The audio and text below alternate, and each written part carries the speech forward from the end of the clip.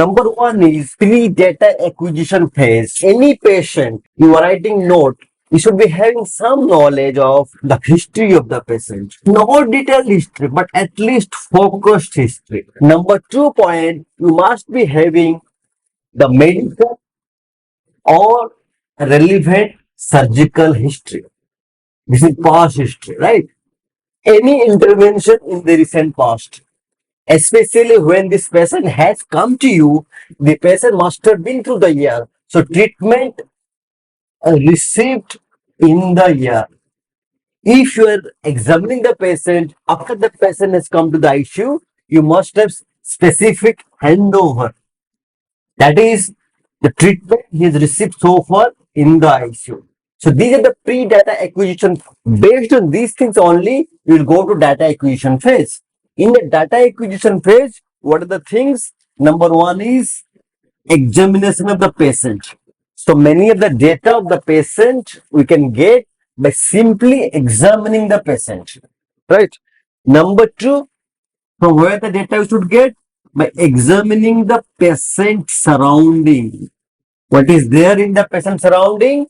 Number one, ventilator. Number two, infusions, specifically any vasopressors or inotropes or other like fluids, like insulins or others, right? Number three, in the patient surrounding, you will check for the urine output. And number four is any additional devices. For example, this kind of patient may have advanced hemodynamic monitoring like flow track, Vigilio. Patient can be having CRRT, ECMO, plasmapheresis, anything. So you have to examine the patient surrounding. In the surrounding, whatever things are there, you have to acquire data from them, right? Number three is examining the nursing chart. So from the nursing chart, we will get temperature, intake output, that is fluid balance, trained in hemodynamics, trained in ventilator support,